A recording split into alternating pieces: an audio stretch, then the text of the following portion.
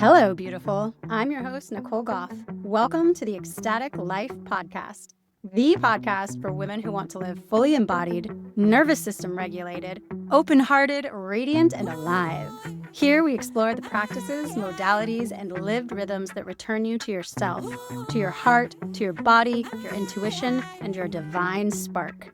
This podcast is for women who are ready to awaken their inner creatrix, activate their inner manifester, and remember, an ecstatic life isn't a destination. It's the path we're walking together. Hello, and welcome back to the Ecstatic Life Podcast. I'm host Nicole Goff, and today I am here with Lisa Mulligan, and she is a self-love coach and content creator, and we are going to be chatting today about what self-love actually is. So welcome, Lisa. Thank you so much. I'm so excited to be here. Yeah, this has been a long time in the making. Like, we've been going back and forth for like 6 months about scheduling. Yeah.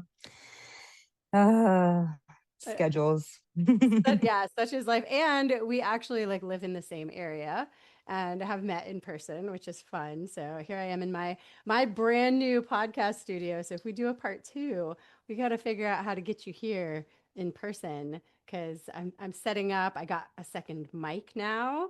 So I'm waiting. I ordered some stuff from Amazon. I'm going to get like a little chair and a little coffee table, and I ordered a rug. So there's going to be like a little cozy corner back there for doing interviews. So yeah, that's really exciting. So yeah, if we do a part 2, you gotta come to my house. Absolutely. I'd love to. Okay. So self-love. Let's just jump right into it. What is your definition of self-love? It took me probably 6 months after I started digging and digging and digging several years ago to come up with my definition. And to me, what self-love is the ability to be kind to yourself, to respect yourself, to be honest with yourself. And through those 3 things that sound small, but then whenever you start kind of like getting real, the honest part, it creates safety. And that you can't like love yourself if you don't feel safe. You can't do anything really very well if you don't feel safe. So through self-love, I think that is the goal, is safety, and get you out of that survival. But it's through the kindness, the respect, and the honesty. And, like diving into each one of those things, kindness is really where I started, looking at my mental chatter, my inner critic, and how often I was abusive to myself, super critical, super judgmental, calling myself so many names. And that, it's hairy in the beginning because you constantly do it. I think I heard the other day that for something to stick in your mind, your brain, it has to be repeated 100,000 times. So you think about, that's a lot. Like, how many times you've called yourself a name just for making a mistake, So whenever you go into switching that, it's like you're still running on that. So just noticing, hey, I just called myself an idiot. I'm not really an idiot. I'm just learning this. And that's kind of how that starts to shift.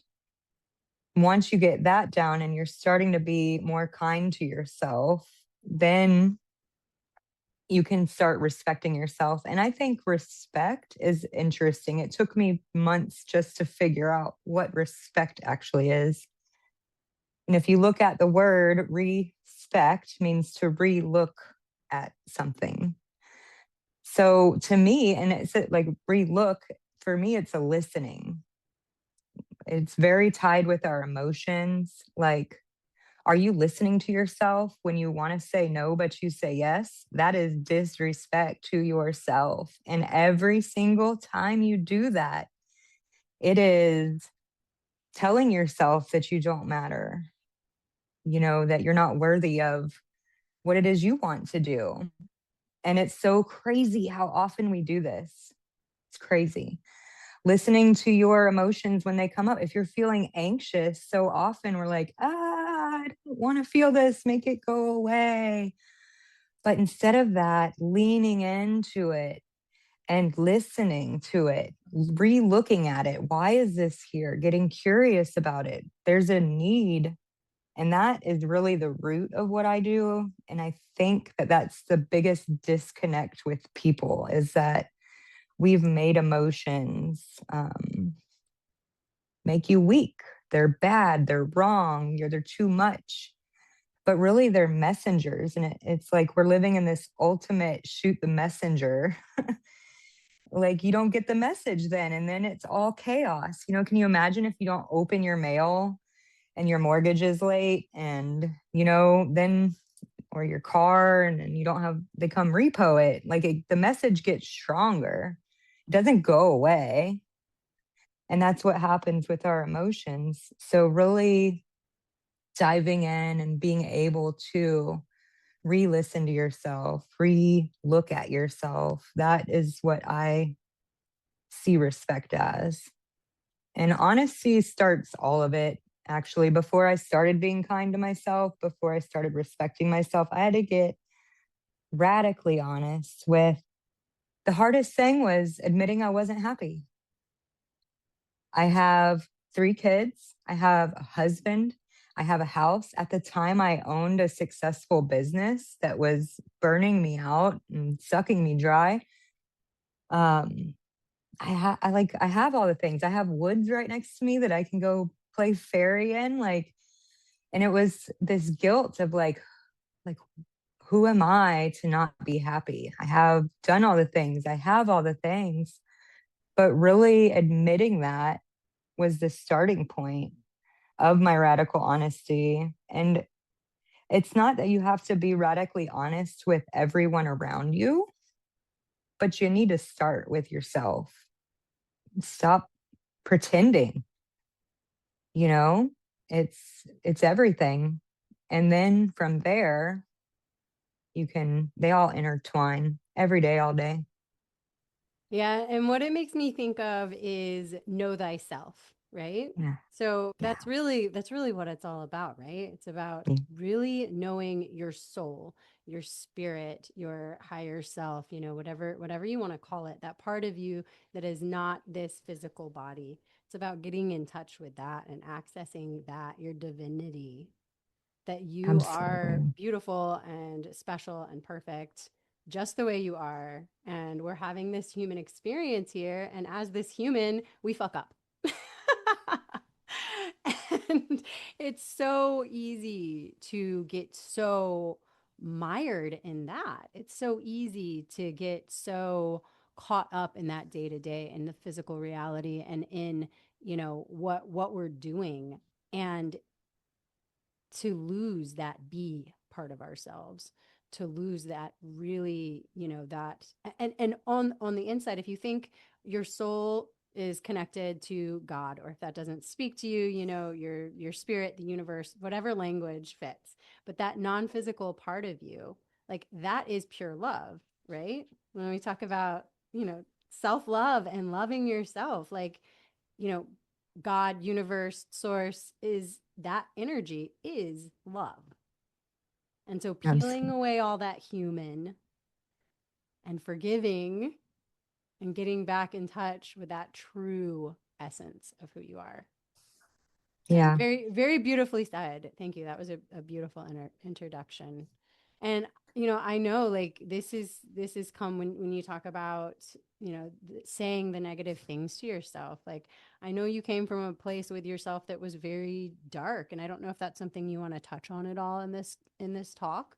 But I feel like for me personally, recently I have been And you've done the shame slaying too. You had your whole series. For anybody that's listening, you got to follow Lisa because she's got really beautiful online content on Facebook and YouTube and Instagram. So we'll link all that in the show notes so people can follow you. But it's very inspiring. You had a whole shame slaying series that you did, delving into all these things that you have felt shame about. And to me, just recently, I've been trying to come out more about my history because there was so much shame and the sexual trauma that I carried and how much I've kept that like bottled up and hidden, like, oh, that's too much to like talk about in the big world of the internet. But I think that those parts of us that we do hold in the closet, that we do hold all that shame around, that when we do heal them as healers, as we both are, that is our medicine. Like going there, like that is the medicine. So I don't know if you want to touch on any of that. If it's still too raw and you're not ready to go there, I respect that, and we can move on to the next topic. The shame slaying was a very powerful experience. Oh my, like I was just telling my husband this morning, like I am not the same person that I was a month ago.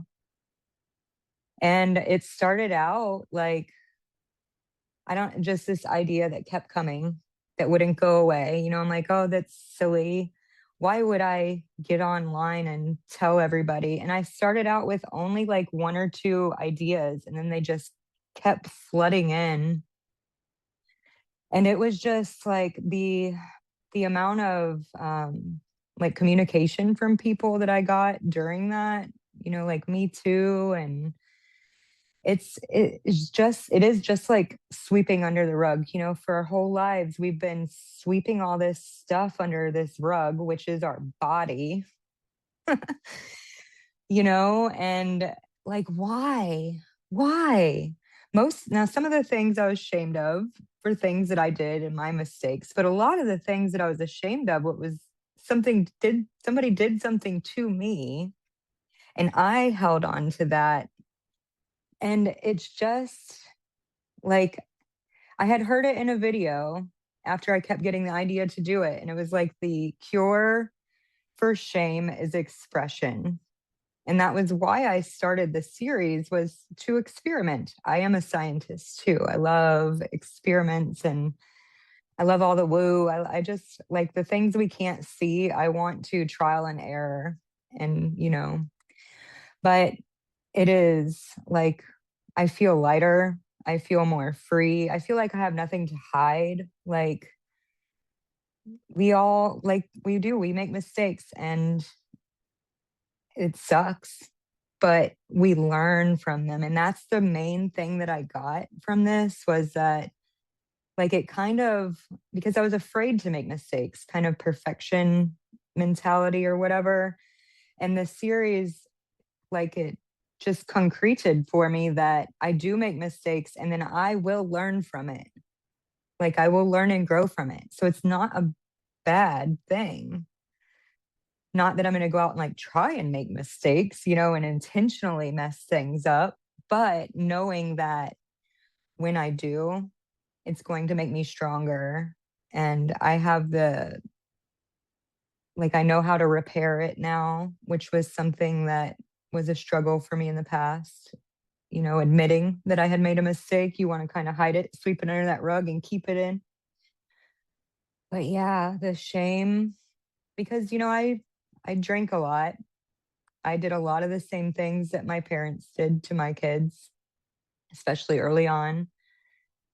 And it's like parenting, there is no like handbook that's right or wrong. There's all these different ways you can do it, and finding my own style. It's the most important job, and yet like there's no it's a helpless kind of feeling as you're trial and erroring through it. But I can tell you that now I feel so much better about the way I'm doing things, even though I've messed up. And now, because of that, even this morning, I was talking to my son. My house has become the sleepover place, which was always something that I wanted. But like years ago, I had so much shame about the way my house looked, the way my house smells, my own triggers with my own kids. I didn't want that. Like I was yelling all the time. I was like, I couldn't handle their energy. So I wouldn't bring somebody else's child into my house. And now, like, I don't yell. I talk to them, I explain to them. And like all the kids are coming over now. Like our house, there's just a kid knocking on my door just a few seconds ago, wanting to play with somebody.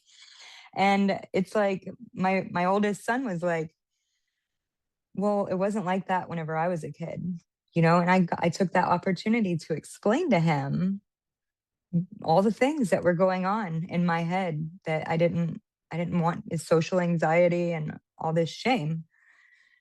And it's just like this work, it changes everything. It changes your marriage, your job, your kids, the way you feel inside. Like I'm going to the grocery store and just talking to people. Like it just changes everything, all of it. And it's so incredible. I think it's so important that we have these conversations with our kids too, because I think that's one of the things that can get people stuck in that shame spiral too, is because they're like, well, I've already done all this damage. I can never make it better. And so why should I even bother trying? I need to just keep sweeping it under the rug. But I don't think it's ever too late. I mean, I think you can go, almost your entire life and then at the end of your life make repairs, have those conversations. So it's like I don't think it's ever too late to write that, where you feel like, oh my gosh, I did somebody wrong 25 years ago, and to just shoot them an email or like pick up the phone and call them or whatever. There's people, when I was going through, I kind of had a purge, I would say, of shame. And there were several people. I made a list. It was probably like a half a dozen. And I reached out to them online, people I hadn't talked to in years. But, when I was in my phase, fully in my trauma, getting, doing lots of drugs, getting blacked out drunk all the time. And I did some people wrong because I was just so disconnected from myself. And, I reached out to those people and I was like, hey, I was an asshole. And, honestly, I think all of them pretty much were like, oh, thanks. I don't even remember what you're talking about. But Yeah, like it it's was no funny. big deal. But things that I had carried, things that I had been, shameful about for so many years. And so when I went on my own self love journey, part of that was like, I need to make amends. I need to apologize. And yeah, yeah, and especially with our kids, like you were saying, like to explain, like I have my eldest is 19, and I was a single mom for 6 years with her. And during that, I was young. I was 21 when I got pregnant with her, and when I got pregnant with her was the catalyst for healing my trauma and for quitting drinking and doing drugs and all the other escapisms that I was in at that time to try to avoid my trauma. And so getting pregnant with her was like the catalyst for that. And so I was still figuring shit out when she was little. And I was a single mom. I was dating and I went back to college. And so I was, there was a lot of things that I had regrets, like not being as present as I wanted to be. And, just, not being the type of mom that I am now to her four siblings. And there was a lot of regret around that. And I've had these hard conversations with her as an adult and, as a young adult, as a teenager, and, apologized and explained why. And I feel like so much healing has happened from that. And now she's a mom. And so she can take those lessons too. And she can be more forgiving with herself and more understanding, and with her little siblings as well. So I feel like it's just so important, and that openness that we can bring to that relationship, because those, I mean, really, like, you have your partner, if you're in a life partnership, and then your kids, and like that's your like primary, like so many people, it's like hide who they really are from their children. And I think it's such a disservice. Absolutely. That's one conclusion that I've come to through all this, because I lost myself in motherhood. That whenever I go back and pinpoint the moment, it was whenever I had my first child. I thought I had to be someone I'm not, and really coming back to who I am has been the best thing I think I've done for them. And not only because I'm better for them, but because it allows them to hopefully one day or now, to be themselves. Like if I'm trying to be something that I'm not so that the world thinks I'm a good mom, are they going to try and be something that they're not so that the world thinks that they're okay? And 100%. Yeah. And if you can't model forgiveness of yourself and you can't model that, hey, I'm a human that makes mistakes, then they're going to have all that shame and all of the, sweeping it under the rug and the skeletons in the closet. And they're going to model that because even though you're not talking about it, it's felt in a family. It's felt and then it's implicitly understood. And then they take it on. yeah. Yeah. Whew. Wow, we got a little heavy there. Let's bring Yes. the vibe up. Oh my gosh. So, you have done, besides your shame slaying series, you've done some other series recently online. So, let's move to the next one. What was the one that you did right before that? Noticing all the rainbows, noticing you explain it. Yeah, just like it's the most subtle things that are around us, noticing them. Like that's where the joy is being wherever you are. Like this morning, I was out looking at my azaleas and I noticed that the pistils come out before the flower blooms. So it looks like they're all sticking their tongues out at me. And I don't know, I was just standing in my yard all by myself, giggling, full of joy. And that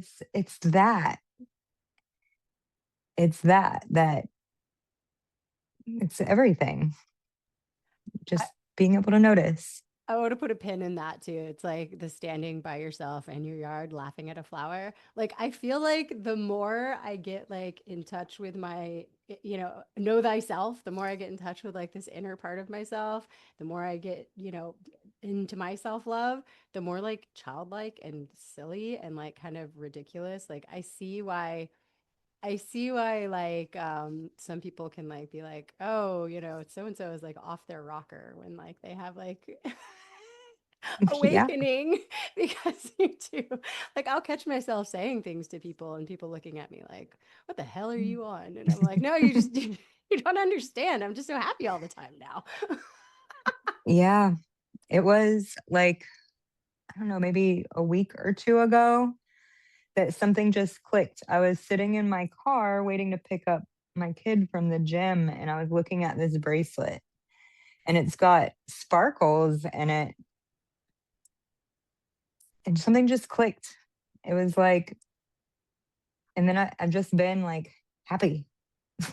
People are like, what's going on? I'm like, I'm just happy. I don't, but it's been about being present and just the bees, their wings flapping and the hawks in the trees. And I've been watching the clouds, which is something that I used to do whenever I was a kid.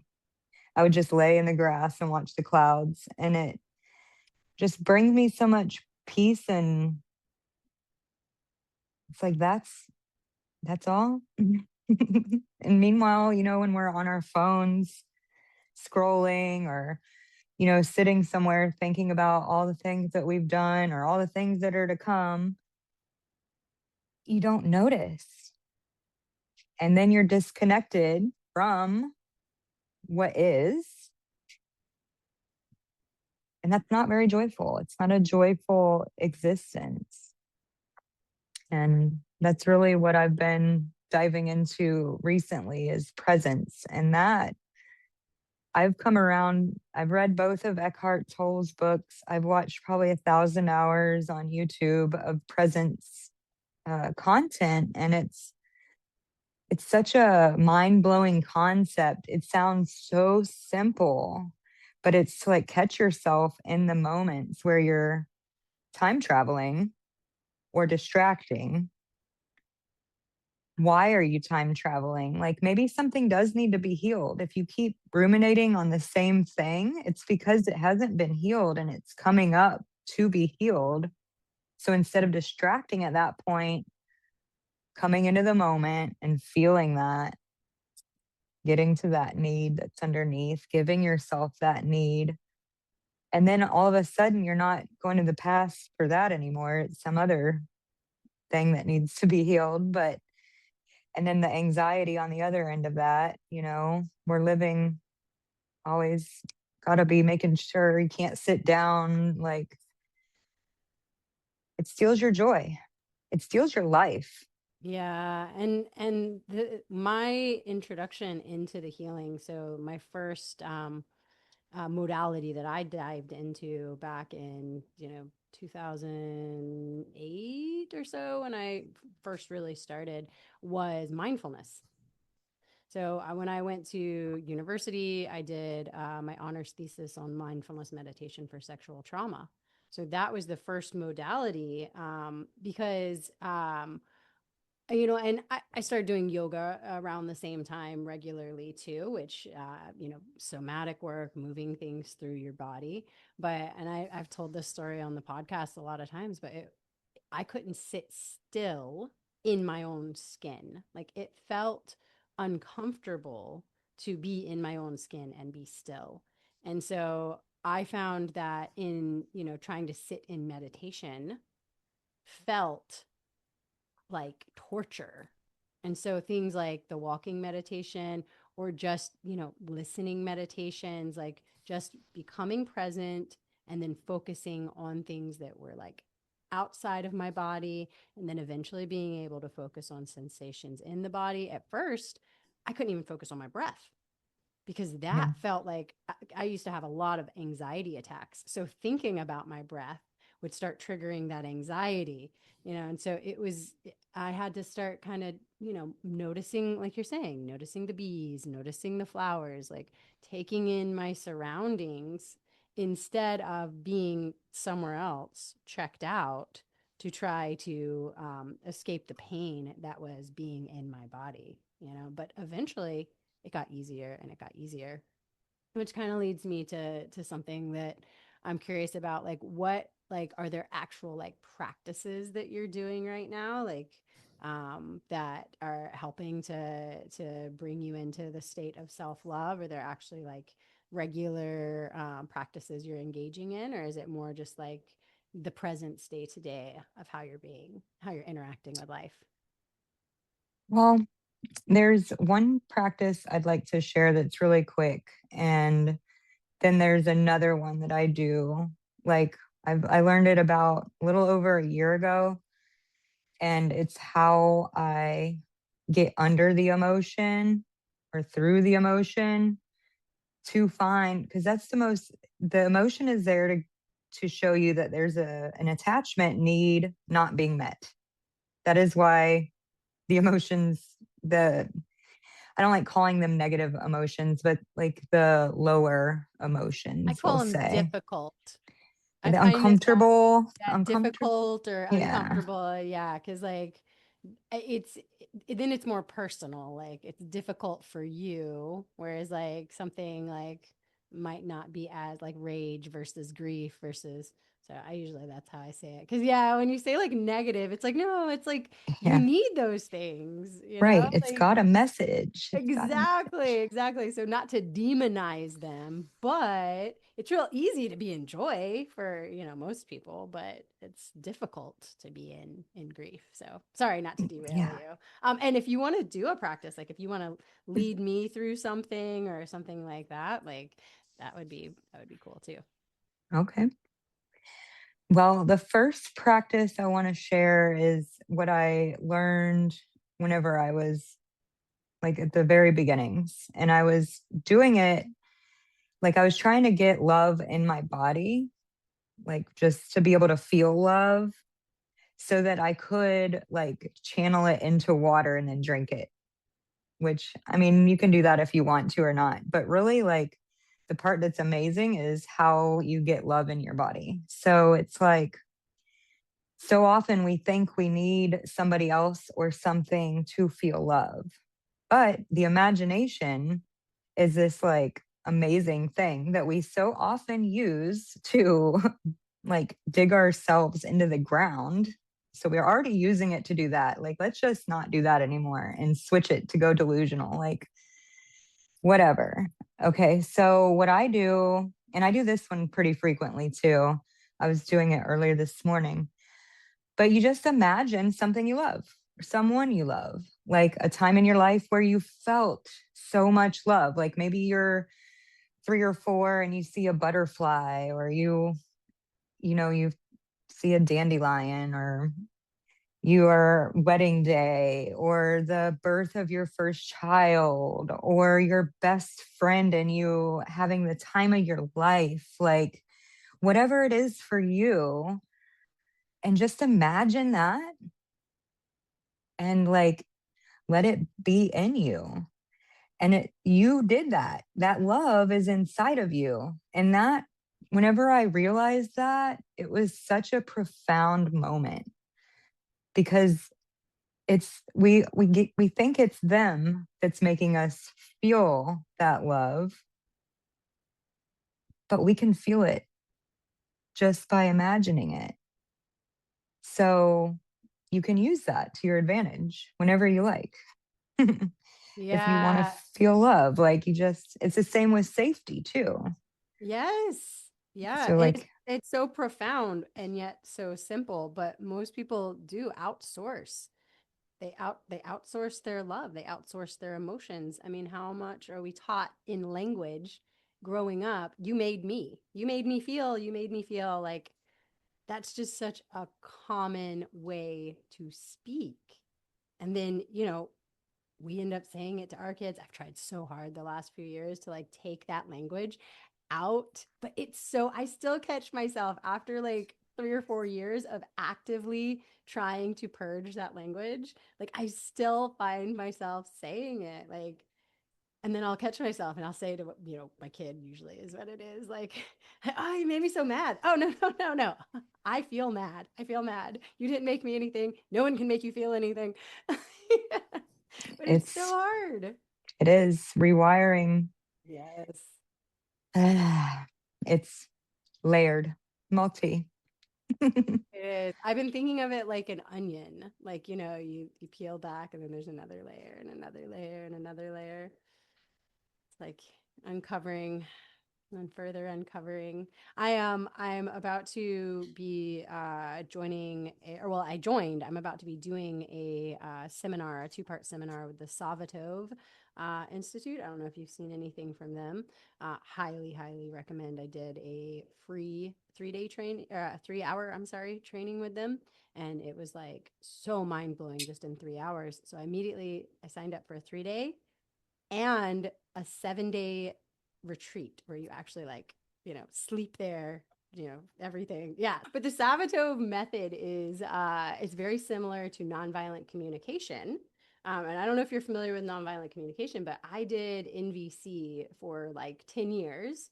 I did a lot of workshopping. I had an NVC coach. Me and my husband had an NVC coach that we went to for like facilitated nonviolent communication.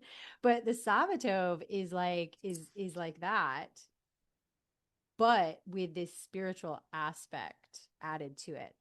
They say that the point is to uncover the diamond within you. So when talking about like the layers of the onion, so they're like your soul, spirit, whatever, higher self, inner self is a diamond, right? Brilliant diamond. And what happens in living in this material life, we start covering it with the layers. The shit gets piled on top of it. And so these retreats, these experiences are designed to begin to uncover that. And I mean, I think a lot of people that end up in that world probably have already done a lot of the uncovering, as you're doing, as I'm doing. We've already peeled back a lot of the layers of the onion, but you just keep peeling them back until you like revealing this like beautiful, unique diamond that we all are. The song popped in my head. Just keep peeling, just keep peeling, just keep peeling. Oh my God. But sometimes it feels like that, right? Like sometimes, like, oh my gosh, it's like, oh, I have to deal with this shit again. Like I'm going to spiral around and it's like, oh, yeah, I'm finally on top of that. Like I finally, I got my shame under control and I feel so good. And then you spiral back around and you're like, oh no, there's another layer. Yep. There's another layer of crap to uncover. Deeper we go. Yes, yeah, yeah. But it is funny, like going back to what we were saying before, how like the more you do uncover, the more like lightness and like it's almost like playfulness. Like I feel like I just laugh so much more now. Yeah. I feel alive. Yes. And that was for me where it started. I felt like I was just going through the motions, Walking Dead, a shell, not able to enjoy anything. Like, I mean, it's okay if you're stressed out or whatever, like that I had on lock. But whenever I'd go to do something, like go to the beach, for example, I would still be super stressed and I wasn't able to live. Like, and that really is like, I just wanted to feel alive. And what it is, I think, is that when we numb, suppress, resist, judge, shame, any of our feelings, it goes for all of them. So it's like if you're numbing and suppressing your sadness, your anxiety, um, you can't really experience happiness either because you're numbing all of it. That's such an important thing. And I've talked about this on other podcasts, like when I talk about ecstatic life, and it's not about plastering on a smile, fake it till you make it, like being high vibe. There's this whole like I think in the in the social media, Instagram, whatever, there's this whole like high vibe thing. Like, no, you can't be like happy and bubbly all the time. Like that's not what it's about. It's about No. actually like being okay with yourself, and that might be in grief. And you Yeah. might have to hold yourself through racking grief and being present for it, Yeah. holding yourself for it. I mean, just because you're like, healing or healed, it doesn't mean you're not going to get angry. It doesn't mean you're not going to get sad. It doesn't mean things are not going to upset you sometimes. Usually that happens less. Like now I find that like the things that used to send me spiraling don't touch me. But that doesn't Yeah. mean that like, if my one of my pets or God forbid like one of my children or parents died, that I wouldn't be, racked with grief. Yeah. And it's in being able to like hold yourself in that though and be present with those feelings. And Yeah. you're right. If you can't be present with the lows, then it's going to be hard to be with the highs. Yeah. Yeah. And I mean, really, I've been thinking about the high vibe thing because, anger and sadness, frustration are all low vibrations, but the highest vibration I've heard is authenticity. So if you are being authentic with what it is you're feeling, I think is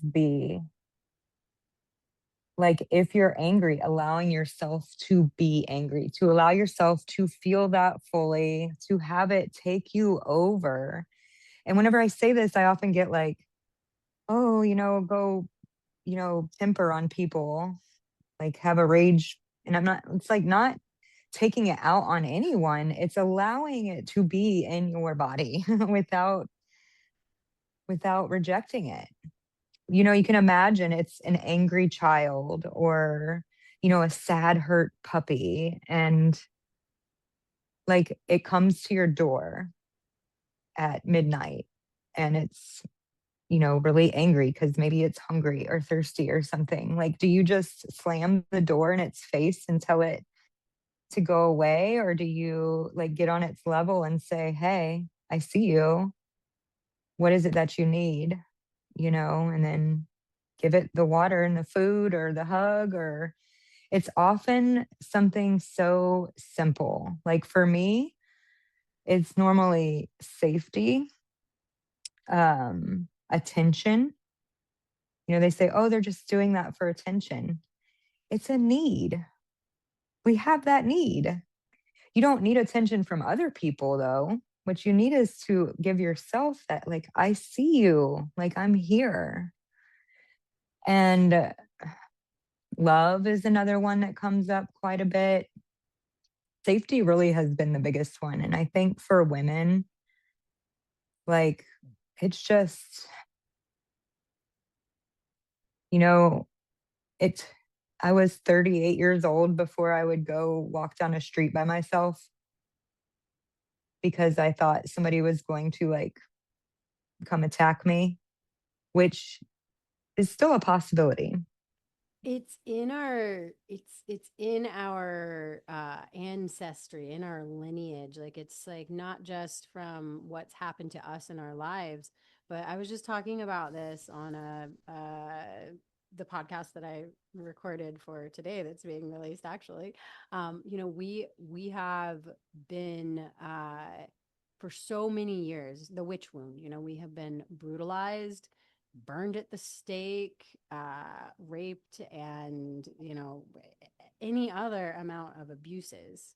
And, I don't like to like throw around the word patriarchy because I think it gets like overused in a lot of ways, but this like patriarchal system that we have lived under for so long has really done a number on us collectively.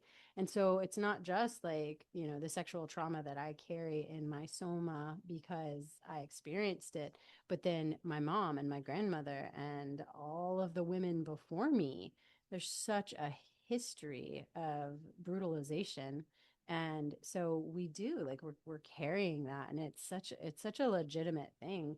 And another thing that I've been exploring more recently, and I'm about to I just launched a program that I'm doing, a 3-month program called Pleasure Led, is getting back in touch with having a pleasure filled life, because our nervous systems, actually our feminine nervous systems, are wired for pleasure, but pleasure requires safety. Yeah. So we are wired for safety and then pleasure. And it's Mm. like, you can't, if you even think about like sexual pleasure, you can't open up to your partner if you don't feel safe. Yeah. And so, in order to be like open and radiant and alive, joy filled, like first we need that safety. But the safety is an inside job. Absolutely. I did an experience 2 weeks ago now. It was right in the middle of the eclipses. And it was very similar to the journey that I take myself on several times a day, but it added an extra layer of meeting the need. And what happened in this journey was I went back to a not my past life. I went back to my mom's life where she was being sexually abused. And I've often gone back here in journeys without doing anything, but just watching her, understanding her and her traumas and myself through that. But this time I was guided to do what I felt like I needed to do. And what I needed to do was get her the F out of there. So I did. I took her and we went to the beach and we had a good time. And that unlocked something in me because I've been working on boundaries, for like 7 or 8 months now, and I'm getting better at it. But something like I have no fear of protecting anymore. Like it just gone. And I do feel like I didn't save her necessarily, but something happened. Something happened in that journey that is, Cut the karmic ties, maybe.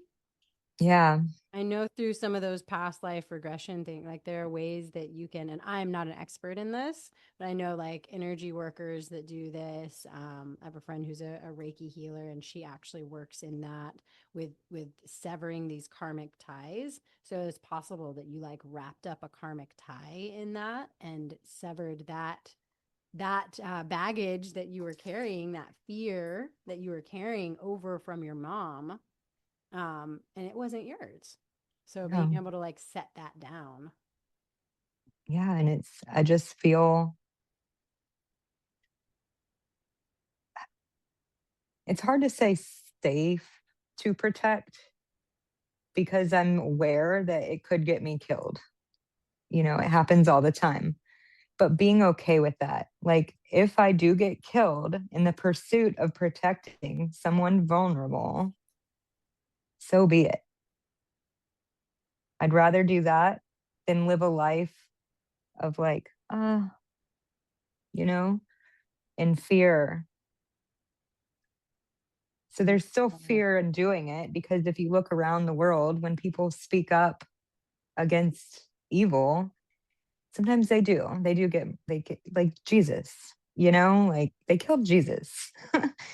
Who am I compared to Jesus? So they could easily do it to me too, but it's just like at least I would have lived a life worth living. And Yeah, and I think that's where that witch wound comes in too, because we hold that in our ancestry. Women who spoke up, women who were too loud, women who were too forward, women who were too anything, right? Got demonized. And now, I mean, the culture has gone a whole crazy direction with like, sexuality and promiscuity, and like the display of women is totally, okay. I was just on Facebook having a conversation with someone in the chats the other day, or in the comments the other day, because she's been Facebook like shadow banned for talking about like healing trauma and things like that. And I'm like, this is why I've always been so scared since I'm like, coming out into the public sphere this way to talk about it, because you can't talk about rape. no, You can't and talk whoa, about sexual trauma. Like you can yeah, pretty much have, porn on yeah, on it's any insane. platform. You can have girls that are, mostly nude doing whatever, and that's okay. But you want to go on there and talk about healing your sexual trauma, even in this podcast, like, is it going to get shadow banned because I'm bringing it up in that? But, I've been working with that because people need to be talking about that. This doesn't need to be like this taboo thing. If more than half of women have experienced some form of sexual trauma in their lifetime, then this needs to be something that we're openly discussing how to heal it. Yeah, But I go, I have, because I want to talk about it online, but there's rules. And you're so right. We're allowed to watch it. You can video yourself doing it to someone if you want to, and that probably won't get shadow banned. But if you want to talk about how to fix it, that's no go. yeah, and that's what's really telling, because it's women who are out there advocating for other women and trying to heal other women. And they're the ones that are getting blocked, not the ones that are out there, um, you know, and not to demonize women who are in the sex work industry. Like, I definitely don't want to like come across and be like, oh, they're No, so they're so bad. Nothing like no. that. But it's this kind of like double-edged sword where it's like, yes, you should be free to express yourself however you want. But how come when you're trying to advocate for women who have been raped, you get silenced. Like that Yeah. word is banned on Oh, social. yeah. Yeah. And then you have to put trigger warnings just to say Yes. SA. Yes. Like Yep. I hadn't Trigger even thought warning. about that. Yeah, trigger warning. I We feel went like I'm a there. walking trigger. Yes, so okay, let's go there. You are a content creator now also. And so it's funny because like we met like a year ago and we both were like brand new to this space. And so now we've kind of been like supporting each other and become friends like through this like coaching space and through this like content creation space. Like we're growing together, which is really fun to like witness each other. I love that. But Yeah. yeah, man, it is a whole freaking head trip, right? Yeah. I did not realize, and I heard it other places. Like I heard it, in some coaching that I had, group coaching that I had been in and things like that. Like when I was first getting ready to start my podcast and first getting ready to launch my coaching business, that like this shit is gonna test you. And like you Oh, thought yeah. you thought you were healed. Like the onion's gonna start peeling some more.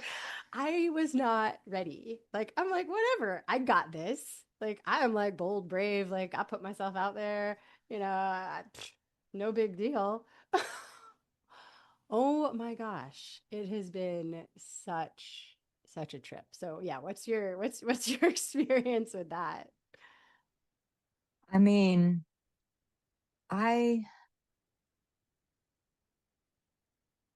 it started like it's like a who am I to be on social media feeling. Like I have all these thoughts and ideas and then they would just sit and then go away and then more would come and it's like it was February of last year that I finally got on through the guidance of a coach to post a video. And so my first video that I posted was like a 30-second video of me in my yard talking about self-love is just accepting all the parts of yourself. And after I hit send, I was impatient or post. I was impatient. And then I hit post because I've not done it before. I've never made a reel. Like I was just posting like pictures of my family. And even that I was kind of like weird about. But after I hit post like 4 more times. So it posted like 3 times. And I puked. And then I sobbed, Oh my like god. ugly cried for maybe an hour. And then like a week later, I started my YouTube channel. And it's just been such a journey. Like all the people I've reconnected with, people from all over the world who I'm meeting and connecting with now. And like, and all I do is get on and be me. I'm not nervous anymore whenever I do it, but that's a recent happening. Um, to get on there shaking, looking at your face like, I look, whatever. Like all of that. A lot of the times whenever I'm talking, I don't know if I'm making sense and I feel like what am I even talking about? And a lot of the times I'll be like mid thought and like some other thought merges in and I'm like, what was that? And like that definitely didn't make sense like while I'm making the video. But then whenever I go back and look at them, I make myself laugh, I make myself cry, like and it's just so beautiful. Like even if and this is the reason that I do it, honestly, is I want my kids to have something for when they're going through this time in their life from me in case I'm not here. And as long as I keep coming back to that why, and then there's a greater why too, because this work has changed my life. And I know that if I can do it, then anybody can do it. And if I just get on and talk about, what's going on with me and what I'm doing to bring more love, peace, joy into my life. Because I mean, at the end of the day, what what is it that we want? While we're here, do we want to be miserable? Go to work, come home, eat dinner, go to work, come home, eat dinner. Like, no, that's not what we want. So just to, hold the light, speak my truth, and, hopefully one day my kids can get benefit out of it. And in the meantime, if one other person gets something out of it, then that's great. But it does, it pushes you to your limits. Some of the comments you get, you're like, you know, revisiting old wounds. Sometimes some of the things that I post are very heavy. I love shadow work. Like I call myself a shadow dancer. I literally go in my yard and dance with my shadow at least once a week, and it is like the best thing ever. But so oftentimes people tell me their story and it is not pretty. And so like a year ago, I wouldn't have been able to respond to that. Like it would have, like I would have felt like I had to fix it or solve their problems. But I mean, I kind of do, but it's not by fixing anything. It's just by being a space that can hold it without making it bad or wrong or pushing it away, and then gently guiding people to and through that so that you can get that diamond that's underneath of it all, and that is your wisdom, it's your light, it's everything, it's your source. You're never disconnected, you just feel like you are because it's in you, it's in everybody. And I don't know, like I want the world, I have a utopia mind. Like I want to live in a utopia where we all love each other and everything is just, I mean, I know there'll still be All anger and women. all of that. Don't we Yeah. all? Isn't that what we all want? Because literally, like everyone, and same, like I've met women from all over the world now through this podcast. It's been so freaking amazing. I mean, I've connected with people locally, you and like Shelby, who I hadn't seen since high school. Like, just all of these connections I've made with other women, and literally every single one says the same thing. They're like, can't we just live in like a big women's commune in like paradise and have like this utopia? Like, that's all we all want, right? Yeah. And I think self-love is the fastest way there. Yeah, yeah. If we could convince everybody in the world to love themselves instead of hate themselves, I feel like it would be a utopia. Yeah. I wonder though too, like this is a conversation I've been having with my mom recently. There's the balance, the yin and the yang, and the dark and the light, and the good and the bad. Like the world that we live in, right, is about contrast. Again, with knowing thyself, there has to be a separate self to know, and we're all like reflections of the oneness, reflections of the divine, you know, God looking at itself in different, iterations. And so we kind of do need the dark though. Oh yeah. We need the shadow, we need the darkness, because without that then there isn't the light. Yeah. So when we talk about a utopia, like can there really be? Oh yeah, there'd still be darkness. You'd still get angry and sad, but you would know how to use that. You would, it wouldn't be like I'm angry, so I'm going to go fight someone.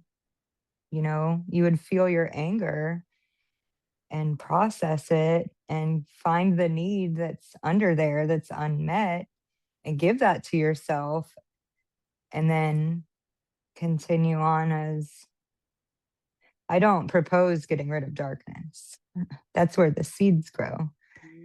Yes. It's very important. And I'm not like in a utopia, it's not all rainbows and butterflies, but we embrace the darkness.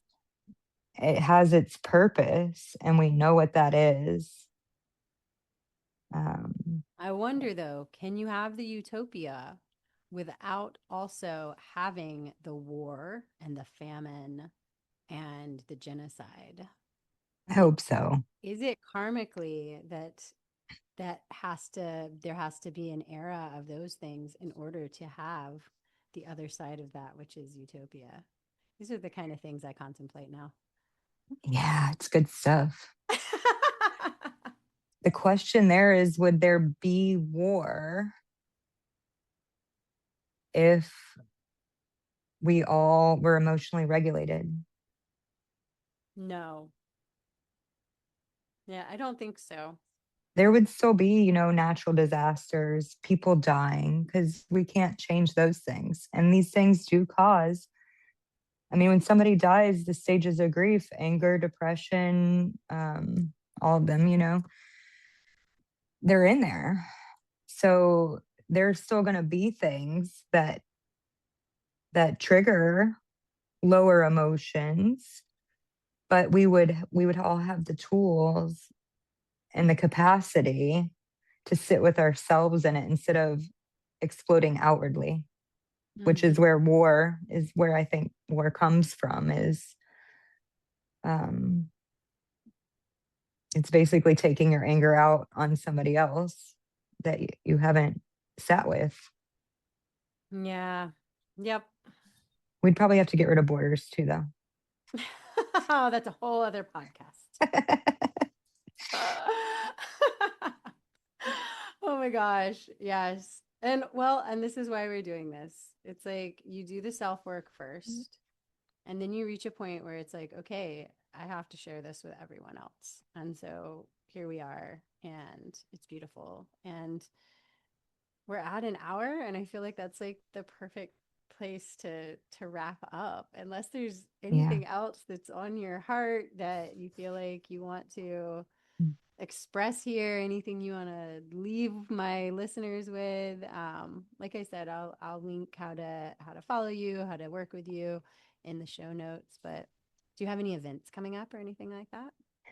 I don't have any events coming up, but what I've been working on creating is the subscriptions on Facebook. So people can now subscribe. And so far, really, all I have on there is like me videoing myself, regulating myself, like short, sweet, like little videos. But I do intend, I'm going to be creating a masterclass on cycle breaking. So there'll be like longer videos, masterclass type. And then I'm going to have dance parties on there because like my favorite part of any group I've ever been in has been dancing.